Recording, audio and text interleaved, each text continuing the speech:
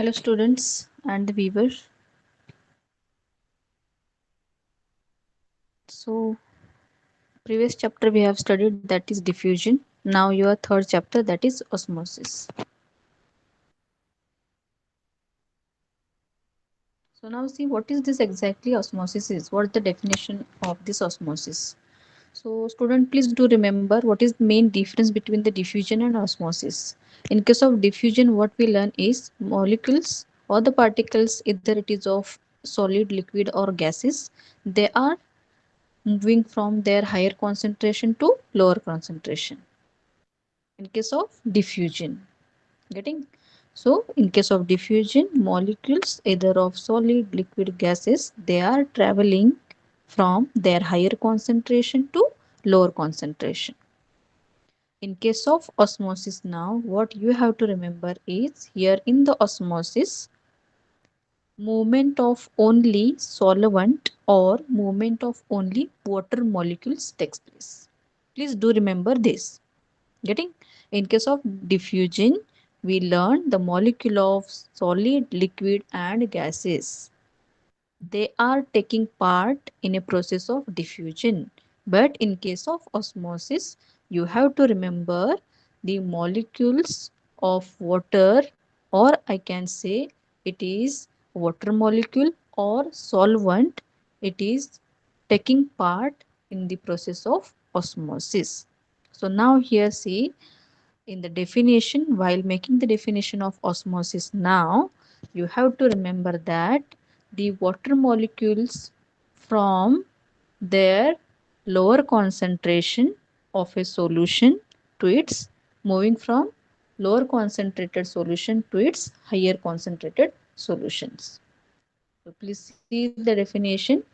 When we are separating two different concentrations by a semi-permeable membrane. Getting? So now here diffusion of water or solvent, they are takes place from their higher from the solution of lower concentration to solution of higher concentration.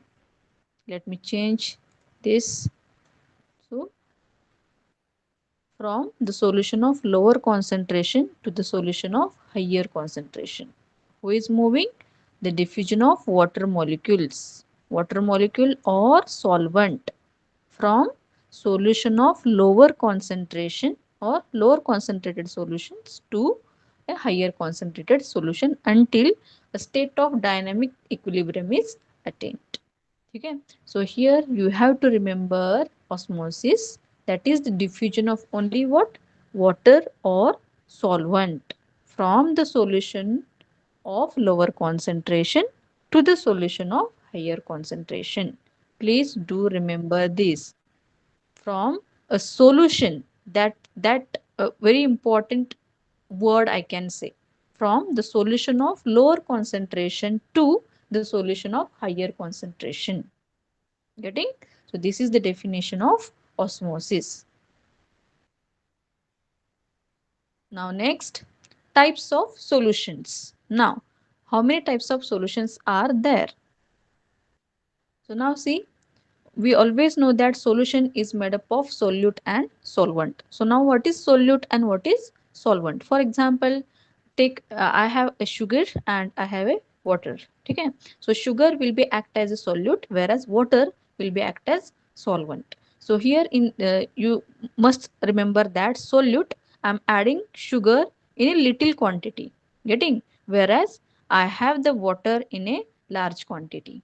Getting? So solute which is present in a lesser amount and sugar is going to dissolve in a solvent. So that is your solute.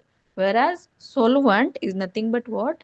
It is the liquid which is dissolving the solutes in it. So that is a solvent. So let's see solute. So solute is nothing but what? A substance being dissolved, and present in a lesser amount, whereas solvent, the substance doing the dissolving process and present in a larger amount. Please do remember, you can take simple example of sugar and water. While preparing tea, only take, just forget about other rest of the things, but we have to focus on sugar and water only. So sugar will be act as a solute, whereas water will be act as a solvent. So substance which are going to dissolve, that is a solute, and which is present in a lesser amount, whereas solvent which is doing the dissolving process, whereas it is present in a larger amount. Now see, solute and solvent may be of any form of matter, that is solid, liquid or gas. Getting? So solute on solvents may be of any of these three things. Now the next types of solutions. How many types of solutions are there? So here we have total three types of solutions. The one which is hypertonic, second type is hypotonic, and the third one is isotonic. So now what is this hyper, hypo and isotonic solution? Now hyper, now see this prefix hyper. So hyper is nothing but what? Hyper means it is present in a higher amount, more concentrated, I can say. It is more solutes. Here more solutes are there, and hence what we are saying, it is a hypertonic. Whereas hypo means less. So here we have very less solutes with us. I will write only solutes. Okay, very less solutes they are present, and hence the solution is said to be hypotonic. Whereas in the isotonic, here equal amount of solute and solvents. Getting? Equal amount of solutes and solvents are present, and hence iso, equal or similar. Okay? Isotonic solution is present. Hypertonic, whereas more solutes and solvent is less. Hypotonic, less solutes and more solvent. And in isotonic, equal amount of solute and solvent. Please do remember these three things. Now next, hypotonic. See, I have mentioned solution which contain less solute than solvent. Okay, less solute. Then hypertonic, the solution which contain more solute. Okay, hyper, more solute than solvent. And in isotonic, the in which solute and solvents are equally distributed or equally present. So this is hypotonic, hypertonic and isotonic solutions. Now, here see, this is one example where diagrammatically I have explained these three things. So see, in a first, it is a hypertonic condition is there. Second condition is isotonic condition, and third condition is hypotonic condition. So now here see, this three images, these are of cell. We are going to place this single cell in a solution which has more amount of solutes in it. Getting? We are placing a cell in a solution in which more amount of solutes are there, and we called it as hypertonic solution. Getting? And in a next condition, we are going to place again another cell in a isotonic solutions, and in a third case we are going to place our cell in a less concentrated solution, that is hypotonic condition. Now what will happen to that particular cell if we are placing in three different solutions? Getting? So here in a first condition, see, in a first condition, now we have placed our cell in a hypertonic condition. So what will happen? What's our definition of osmosis is? Osmosis is nothing but what? Movement of water molecule or solvent molecule from a solution of less concentration to its higher concentration. Getting? So here the solvent or the water molecule of cell, they are less concentrated as compared to the solvent of this outermost solution. Getting? So here the movement of water molecule will takes place from cell to outside, and hence the cell becomes shrinking. It becomes going to flaccid. Okay, when we are keeping our cell in a hypertonic solution. Now see the second condition. Now here isotonic solution is there in which we have placed our cell. Now here isotonic condition. Here no any higher or lesser amount of solutes are there. Getting? So here the movement of water molecule from cell outermost solution towards the cell as well as movement of water molecule from cell towards outside. So likewise movement of from outer solution to inside and from inside to outside will takes place, and hence there is no change in the size of cell takes place. Whereas when we keep our cell in a hypotonic condition, now see hypo means less concentrated solution. So now here the movement of water molecule from its lower concentration towards higher concentration will takes place, and hence your cell going to become swell. We called it as cell becomes turgid, and hence what will happen to that cell? The turgid or swollen cell is going to observe. Getting? Because outermost solution is hypotonic. What our definition of osmosis is? Movement of water molecule or solvent from the solution of less concentration towards the solution of higher concentration. Okay? So here in a hypotonic solution, the less concentrated solution is there, and hence the water molecule from less concentrated solution is going to move from outermost solution to the solution of high concentration, and hence cells become turgid. So likewise here see in a first condition totally the water will come out from cell to outside solution, and hence flaccidity of the cell will occurs. Okay, cell will shrink like this, and hence we called it as this cell is a actual plasmolized cell. Okay, actually it is plasmolized cell.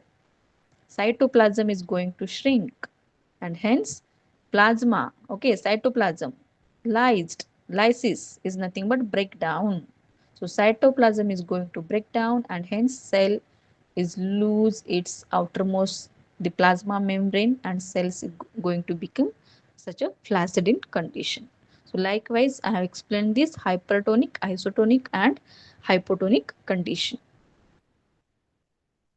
Now the next see types of osmosis. Now there are two types of osmosis, that is end osmosis and exosmosis. Now see end means what? Inside. End means inside the cell osmosis will take place, whereas exosmosis outside of the cell osmosis will take place. So now see I have given these two examples of endosmosis and exosmosis. Now see here in case of in a first case resins, ठीक है, manuka resins suppose we have taken and we have added these resins in a water, okay, a pure water. What will happen after 10 to 15 minutes? These resins will take water from outside. Okay, so it will water will going to move inside of these grapes or resins, and hence these resins become swollen. So here endosmosis inside, okay, inside these water molecule move in to the cell, and hence the osmosis is called as endosmosis. Whereas exosmosis, see, suppose we have taken the grapes and we have added these grapes in a hypertonic solutions, means salt solution is nothing but what? It is hypertonic, okay, more concentrated. Here only pure water, less concentrated. Hypotonic solution is there. Here what in water which is having salt in it, so it is hypertonic solution is here. So what will happen?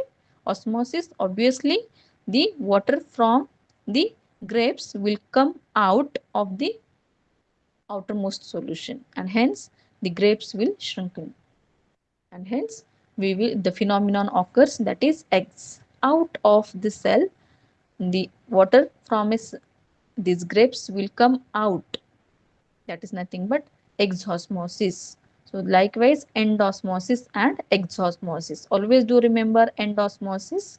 Here you have to take these resins and outermost solution should be hypotonic. In case of exosmosis, suppose you have to uh, do this exosmosis, outermost solution should be hypertonic or more concentrated solution. Now the next, endosmosis and exosmosis. In case of endosmosis, see, the cell is placed in a hypotonic solution. Water from outside will enter into the cell by the process known as endosmosis. In case of exosmosis, if the same cell is placed in a hypotonic solution, the water from a cell will come out into the external solution in a process known as exosmosis. So likewise, endosmosis and exosmosis will take place. Now, there is few difference between the endosmosis and exosmosis. From this difference, you will clear cut get what exactly this end and exosmosis is. So here see first difference, the solvent moves into the cell. Okay, solvent moves into the cell in. Ready? So here endosmosis. Exosmosis, no, solvent moves out of the cell. Whatever the liquid molecule, solvent molecule present in the cell, that will move out of the cell, that is outside. Now see the second, osmosis towards the inside of a cell. Osmosis is going to occur where? Inside of a cell. In case second, it is osmosis going to occur towards outside of a cell. Okay, osmosis where it is occurring? Outside of a cell. Now third, occurs when there is lower osmotic pressure. See, now this is very somewhat, I can say, difficult point to remember you. Lower osmotic pressure, and exosmosis will occur when osmotic pressure is higher. Now see, simply how you have to remember about this osmotic pressure. Okay, so for this I will give one example. Suppose you have planted a small seedling, and you are watering that small seedling. Okay, what will happen? Root is taking water into it. Okay, so now here, when the roots are taking water inside the cell, what will happen? The outermost solution or the water molecule which is present within the soil, they has less osmotic pressure, and hence the water molecule from less osmotic pressure will move into the cell which has higher osmotic pressure. This is simple phenomenon to remember in case of osmotic pressure. Okay, so end osmosis occurs when there is lower osmotic pressure. So lower osmotic pressure, this is in case of the outermost solution. Getting? And this is in case of again higher osmotic pressure. This is in case of the cells which are present inside, from means higher osmotic pressure which is present inside the cell, and hence the water will move from lower osmotic pressure to higher osmotic pressure. Now the third, hypotonic solution induce endosmosis in cells. Means what? Distilled water is hypotonic because it contains no solutes. Hypotonic solution induce osmosis. So again, according to this uh, concentration of solution, which phenomenon is going to occur? If hypotonic solution is there, compulsory endosmosis is going to happen, and where there is a hypertonic solution, compulsory exosmosis will going to happen. Now next, higher water potential of surrounding areas when compared to cytosol. Okay, so here what, the higher water potential of the surrounding areas when compared to the cytoplasm uh, of a cell. Lower water potential of a surrounding areas when compared to the cytosol. This is very simple difference. The next, as a result, the cell swells, and here exosmosis, as a result, cell is going to shrink. So here best example is resins swell when placed in a normal water, whereas grapes shrivel when placed in a concentrated salt solution. These are the few difference between the endosmosis and exosmosis. Now, what is this osmotic pressure? Now here onwards you are going to learn osmotic pressure, turgor pressure and wall pressure. So you must have to remember which are these pressures are, and how to remember these osmotic pressure, turgor pressure and this wall pressure. Okay. Now, Osmotic pressure means what? Simply, don't read out this. So osmotic pressure means what? The pressure which requires for osmosis. That is nothing but what? Osmotic pressure. Or simply I can say osmotic pressure which is used to stop the osmosis. So that is nothing but what? Osmotic pressure. So chalo, so from this I will explain this.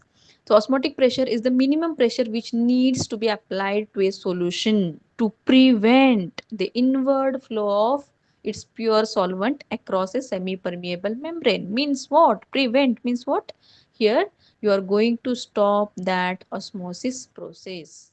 So the pressure which required to prevent the inward flow of a pure solvent across semi-permeable membrane. So that is nothing but osmotic pressure, or if not in another way, it is the measure of tendency of a solution to take in a pure solvent by osmosis. Getting? So that is a osmotic pressure. Simply you have to remember the pressure which is used to prevent the inward flow of its pure solvent across the semi-permeable membrane, or simply the pressure which is required to stop the osmosis is nothing but osmotic pressure. Now turgor pressure. Okay, so simply again, what is turgor pressure? Turgor means what? When the cell become turgid and the pressure which is created, that is nothing but turgor pressure.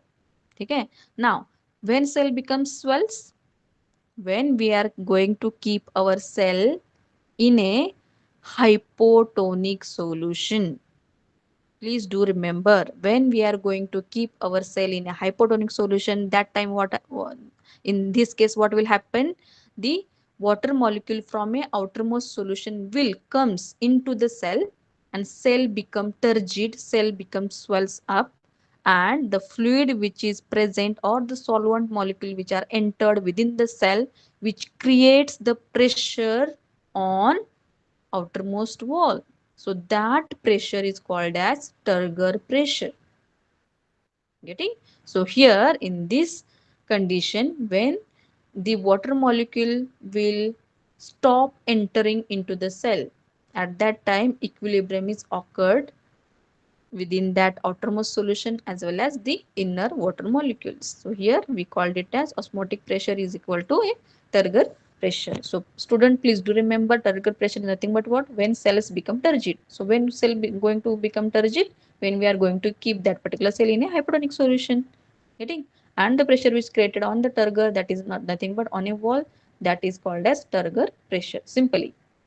Now wall pressure. Now what is this wall pressure? Now here in case of turgor pressure, what I said, the fluid creating pressure on a wall.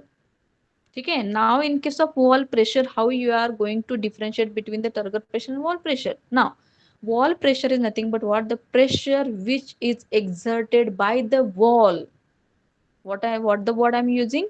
The pressure which is created by the wall on a fluid or on the solvent which is present inside the cell. That is nothing but wall pressure. Getting? So that is nothing but what? Wall pressure. Okay? So please listen here. When we are going to keep our plant cell in a pure water, the external water enters into the cell. Yes, same in case of turgor pressure. Okay? Due to difference in the concentration gradient, as a result of this, flaccid cell becomes turgid. The cell wall, which is elastic, develops a pressure which is known as wall pressure. The wall pressure presses the membrane in opposite direction. Generally, turgor pressure is equal to wall pressure. What we call here it as turgor pressure is equal to wall pressure. Wall pressure going to press whom? It is going to presses the membrane in opposite direction. So inside the wall, which is plasma membrane, or we called it as what? Cell membrane is present. So here wall pressure presses the plasma membrane or cell membrane in a opposite direction. Only see, simply what we have to remember is in case of turgor pressure, The fluid or the solvent which is present within the cell, they are creating the pressure on, or the pressure which is created by the solvent molecule on a wall, that is nothing but what, wall pressure. But here in case of wall pressure, the pressure created by wall itself, the pressure created by cell wall itself on a fluid, so that is nothing but what, wall pressure. Now, importance of osmosis in plants. Now, what are the importance of osmosis, how actually in a live plants this osmosis is takes place.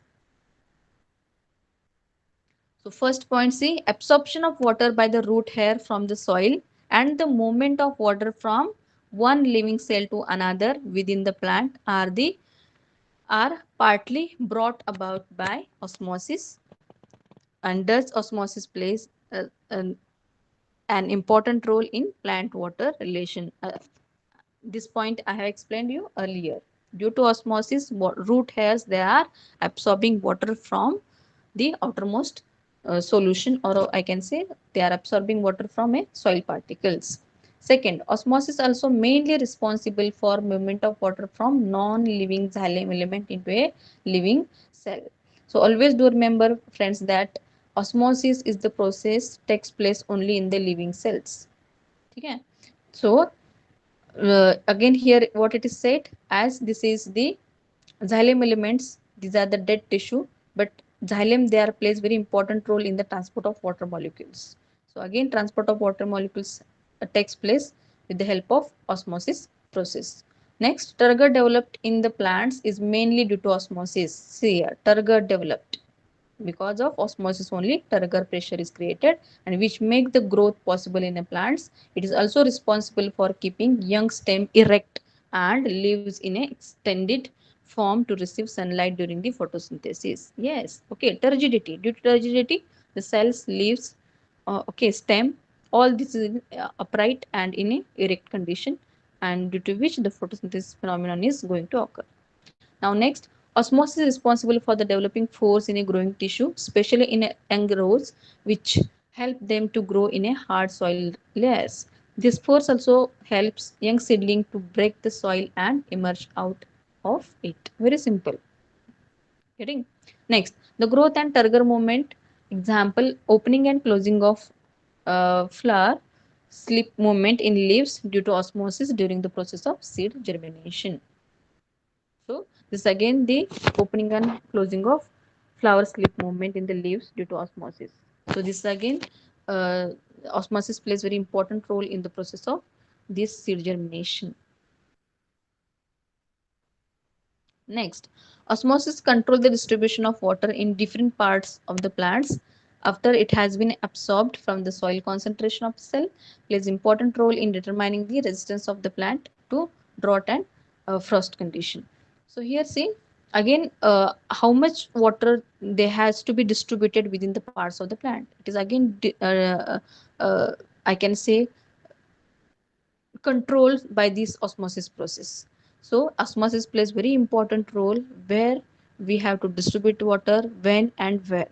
So this osmosis plays very important role in a drought as well as in a frost condition, outermost environmental condition, and according to that again osmosis is playing very important role within the plant. So likewise we have covered osmosis chapter. If you have any query, please feel free to ask me. Thank you very much.